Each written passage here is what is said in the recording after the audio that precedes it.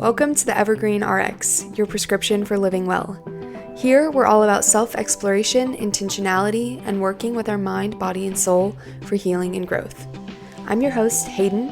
I'm in my 20s and in search of connection, fulfillment, and ways to make sense of the world. If you're down, join me as I explore tools to bridge the gap between external reality and our deep inner worlds, discovering our own prescriptions for health, wholeness, and expansion.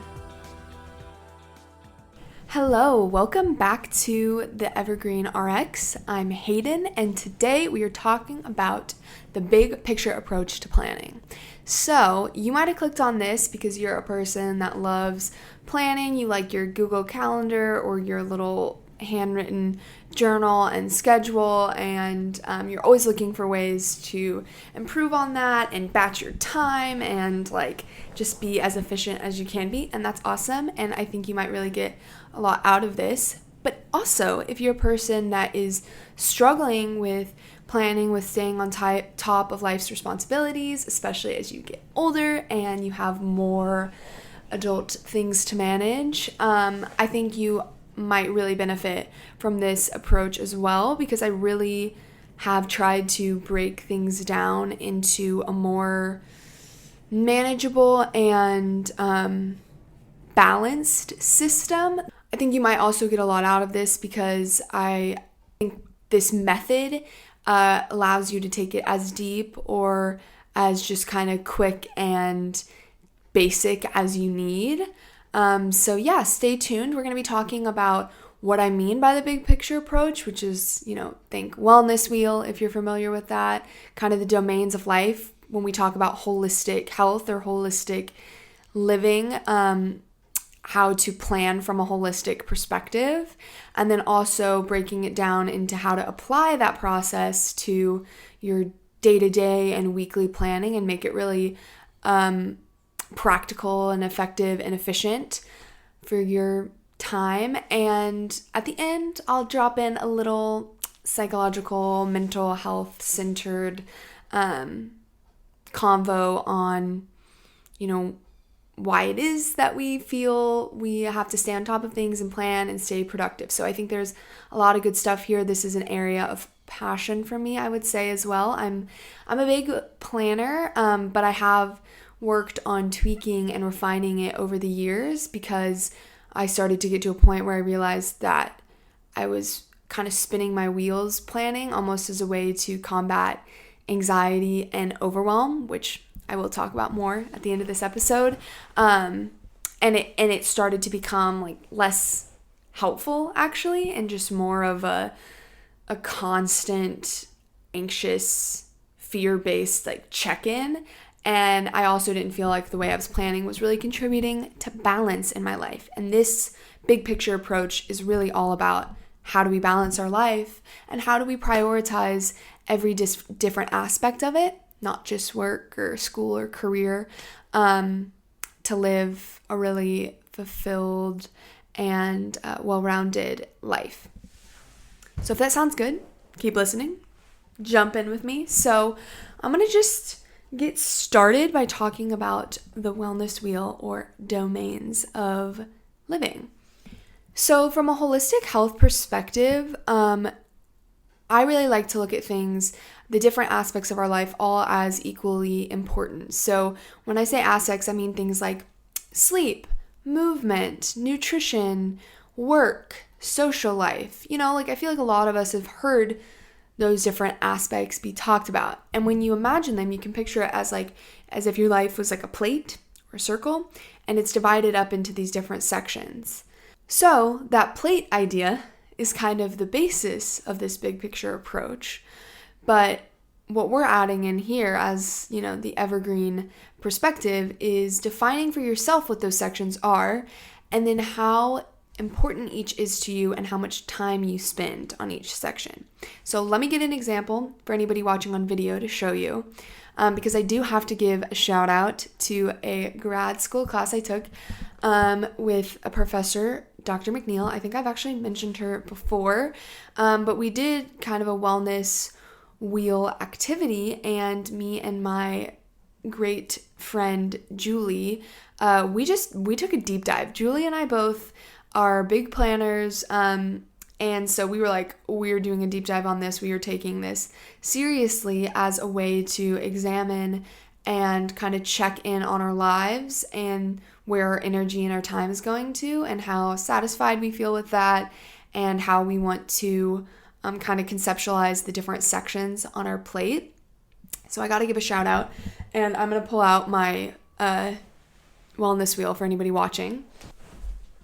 So you can kind of see my wheel there. It's a circle divided into different pie-like sections, and each section has a label. And so that's what we're talking about when we're talking about domains. So I'm going to share with you what my domains are as a jumping off point to help explain this process and to give inspiration for you. But the really fun part about this is that you get to decide for yourself what the domains are and what they kind of, how they are defined for you and what falls into those categories. And I think this process also can build off of last episode, episode 9, with values. You know, you'll see with the words that I use that some of them are kind of values based, and that helped me, kind of knowing my values, to decide how I would break my domains of living up into. Not just using the classic, sleep, fitness, friends, that's fine, but I think we can also take it a step further to make it even more personalized and something that actually feels helpful when you check in on it. So, here are my categories.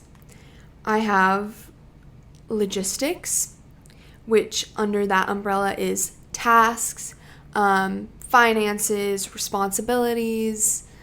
So then I have meaning, which is hobbies, growth, and exploration. Big thing for me is learning. Connection, which is relationships and also communication. Health, food, sleep, movement. Actualization, which I define as work and development. And then radiance, fun, adventure, and pleasure. So you can already kind of hear some of those values terms coming out, adventure, responsibility, growth. So that's how I define mine, because I felt like it covered all of the different areas of my life currently. And it felt personalized enough to where I actually could take stock of my life from these categories and feel like everything had its place. And while it might not make sense to like my neighbor who has a different way of doing it, it made sense to me and actually became motivating to look at my life from these different domains. So I'm going to get into what kind of activities I've put under each of these categories, but the first step is really understanding what your domains are. So probably everybody will have one section of the pie going to something that looks like wellness, like in terms of how you eat, how you move, maybe any like medication or vitamins that you need, spending time, dedicating time to that or to doctor's appointments. So that is a pretty common category. But you might be the type of person that wants movement to be a whole section on its own. That might be really important to you to move your body. Maybe you like to play sports. Maybe sports is a huge way that you feel social connection, so that might create its own umbrella term of sorts. Or you're a person that loves food, and so that goes into a whole nother category. Maybe you look at food and nutrition as serving a different purpose in your life than what I said, which is just health. Same with a category like radiance. Radiance was Julie's term that she created, and I just loved it. It stuck out to me. Before I was thinking light, joy, those are good words too, but radiance really gave me the sense of what things under that category would look like. Getting to explore new places in my city and try something new, or go travel. Those give me a sense of radiance. They give me a feeling that my domain of actualization doesn't give me the same feeling. So it's hopefully you're getting an idea for how this process can be as expansive and meaningful and philosophical as you want, or also you can just simplify it and you can, go Google wellness wheels and base yours off of some general ideas online. But I think it's really fun to incorporate your personality and your values into the process so that it can grow with you over time and it's actually a system that you want to look back on. I kind of see it as a twofold. The wellness wheel, having your own wellness wheel, your own domains, is kind of a practical reference to check in on your level of satisfaction and fulfillment in each of these domains. And it also serves as a way to help you seek balance. If you're feeling out of balance, if you're feeling off kilter, the same way values create kind of a good system for you to see maybe where something's gone off the rails, domains also do that. You know, it might be that one section of the pie has grown really large recently. I know last August, my boyfriend was working on a film set, and so there was a lot of people we were hanging out with and seeing. There was a lot of social events, and it was fun while it lasted. And the piece of the pie that social connection goes into for me became really big for a while, and I wasn't getting as much sleep, and I wasn't, doing my hobbies as much. No problem with that, but when the time kind of came that I was feeling a little more burnt out or tired and ready to rebalance the scales, I was able to understand what areas had kind of shrunk in order to make space for the increased amount of social connection. So again, it's no problem that these things, are fluid and they alter over time. But when we do feel ready to recenter, we've got the wheel to go back on and look at okay, what have I kind of sacrificed recently and what has become a bigger piece of my pie? But the fun part, in my opinion, is when it comes to planning. This system becomes really practical. And ever since I created my own wellness wheel, I have looked back on this system every week when it comes to planning. So now that you've got your wheel, it's time to categorize activities into each domain. So activities is anything you do in your day with your time. This is when I really started to benefit and kind of need this system, because I have always had a problem of over prioritizing the logistics domain. I would put anything else on the back burner in order to get done what felt like a to-do list task or something that was responsible, my chores or the appointment I needed to make or the email I needed to send. I would put those kinds of tasks over everything else. I think school kind of breeds this way of thinking into a lot of us on you go to school, you get home, it's time to do your homework because then you're going to have to sleep and you're going to have to get up and you do it all over again. And it becomes the most important thing to stay on top of. But that doesn't really work in the long run, at least for me. And especially when you become an adult and your time may be split up differently or you have more autonomy and flexibility on prioritizing other aspects of your life after work or on the weekends. And if you're in this chronic state of always just looking at what needs to be done or what is maybe the responsible thing to do, a lot of other things go to the wayside, and maybe hobbies or fun activities that are also just as important in our lives are not prioritized because we don't have a system in place to know when or where or how to put those things first. At least that's me. Maybe you're different. Maybe you need more of a system that helps prioritize those responsibilities and that logistics kind of category. And that's what's great. The system also works for you too, because it's so customized and the goal, the intention is balance. So again, for categorizing activities, the best thing I can kind of lay out is some examples from my own life to give some inspiration. So like I said, logistics is one of my domains. That means tasks, responsibilities, and finances.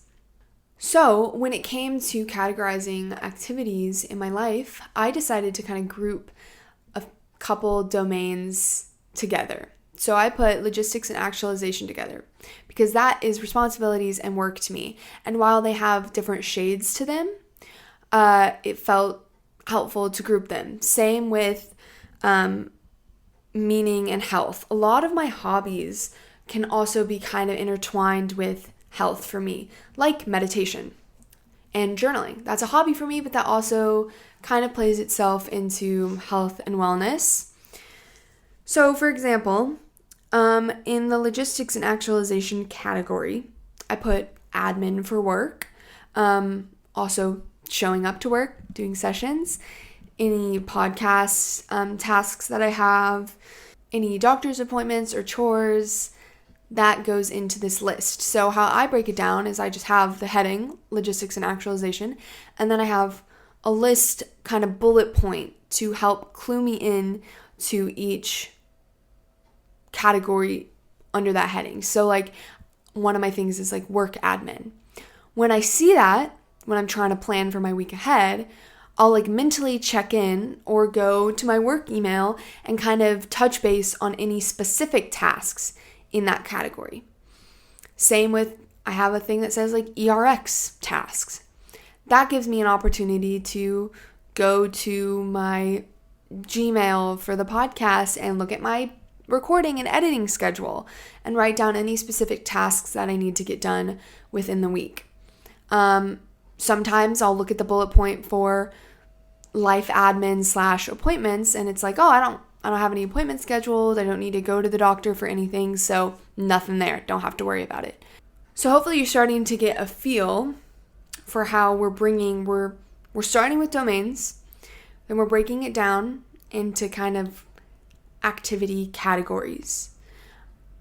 And then off of that, kind of using it as a sense to plan like the specific activities.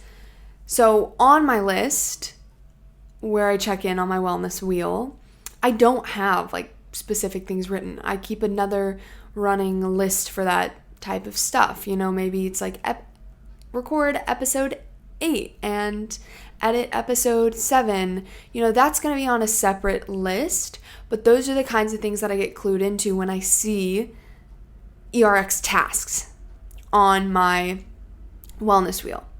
So another example is the meaning and health domain for me. So some categories that go into that are yoga / rock climbing / swimming. I kind of keep it as a list because those are some of the activities that I like to do.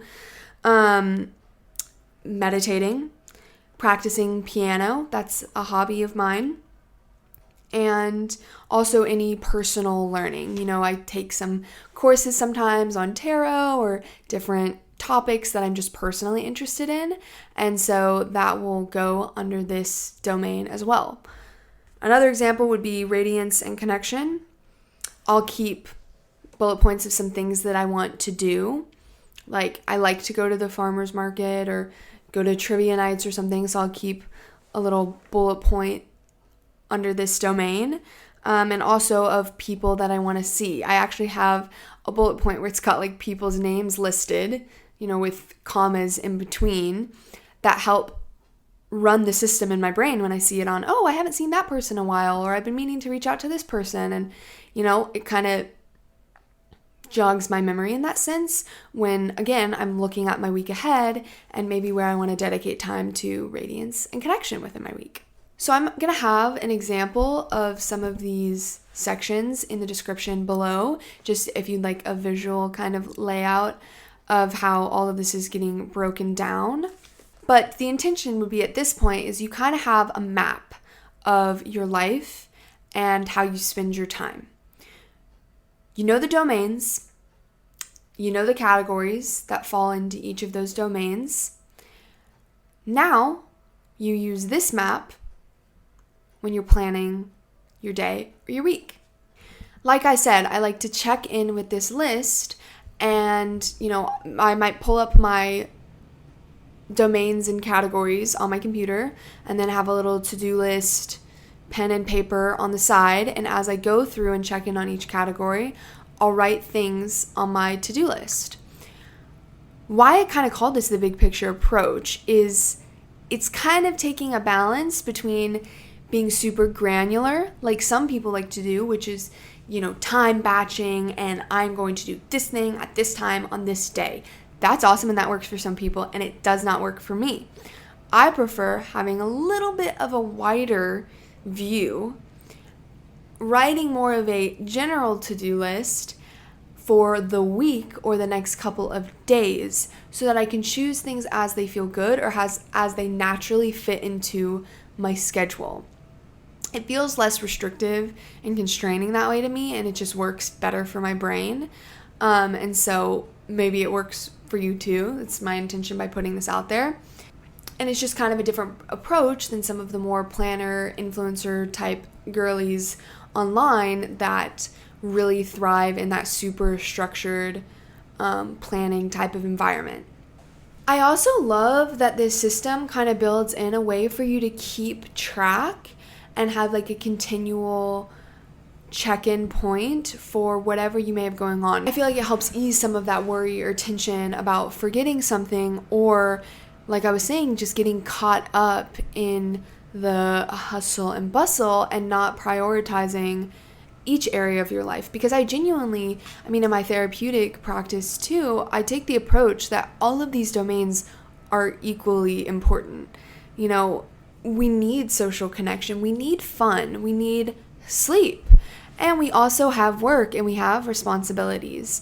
And so having a way to remind yourself of each of those areas and also kind of do that self check-in on, that they're split up into equal sections because they're all equally important, no matter what other people say or how other people behave.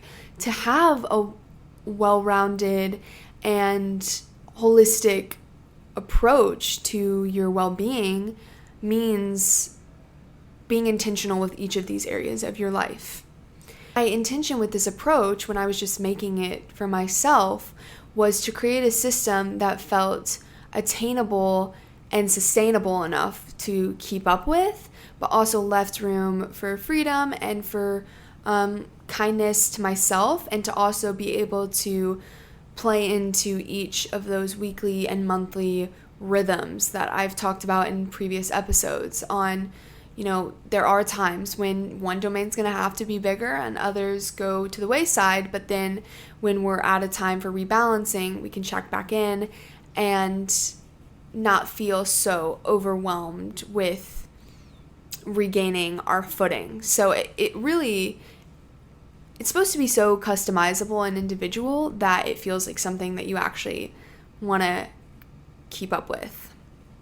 So all of this to say that these are very practical skills for combating a very real anxiety that can sometimes be really deep-rooted. I know for myself that this system has really helped me, and I have felt more aligned and balanced since using this for planning and for thinking about my life. But I do still struggle with deprogramming and healing some of the driving forces and beliefs that I have that make me feel this need to be productive and to be on top of things and to not drop the ball on anything. That causes anxiety, which I combat through planning, and some people combat through procrastinating. But either way, it's this behavioral, coping skill for something that is being driven potentially by kind of deeper held beliefs. So I say that to extend the invitation to you and also to myself that there's nothing wrong with trying to create better systems in your life. My first episode ever of this podcast was about routines, because our behaviors, our actions are helpful. They do impact the way that we feel. And sometimes they can be a really good jumping off starting point for improving our life and our joy. But the more that we're able to create a sense of freedom and an operating out of the place of kind of love and excitement and trust, the easier all of the behavioral stuff gets and the more seamless it becomes. Like, we can create good routines and we can become really good planners, but if we're being driven from a place of anxiety, there might always be a little bit of a piece missing, or it might be more taxing and exhausting on the system because we're using it to cope with those feelings, versus coming from a place of trust and contentment, where then the routines and the planning just bolster us being able to live our life to the fullest extent and get a real level of satisfaction and enjoyment out of it. So I think some questions that you can ask yourself, and I'm definitely asking myself, is things like, what's the worst that happens if you drop the ball? What does that mean to you? What feeling does that create? For me, it's like if I imagine dropping the ball on something, which could look like missing a work deadline or, not uploading this podcast in time. That's a big fear for me. And so I kind of will sometimes catch myself obsessively thinking and planning about this podcast to avoid that possibility. But if I just sit and think, okay, so if I missed it, that might be disappointing. And maybe it would trigger some feelings in me of, oh, can I do this? Am I cut out for this? What's wrong with me that I can't stay on top of it? Should I just quit? Failure. That's one of the feelings that can come up. So exploring that, either with a therapist or with your journal or in whatever way, having conversations with friends can help start to unravel some of those beliefs and also stop some of that catastrophizing thought process in its tracks. I also think kind of looking at what's your definition of productivity and do you want to change that? This system was very impactful in me in starting to redefine my relationship with productivity on, that my work tasks and my chores are on the same check-in sheet as going to the farmer's market and seeing my friends. That those two things play an important role in living my life to the fullest and to enjoying myself. And that really started to help redefine, like, okay, yeah, I could dedicate this whole week to working on the podcast, but I actually think I'm going to see friends on Tuesday night and Thursday night, and I've got plans, to take a bath and read my book on Friday night because that matters to me. And that's what fuels me. That's what keeps me going. So it really started to help me redefine that relationship.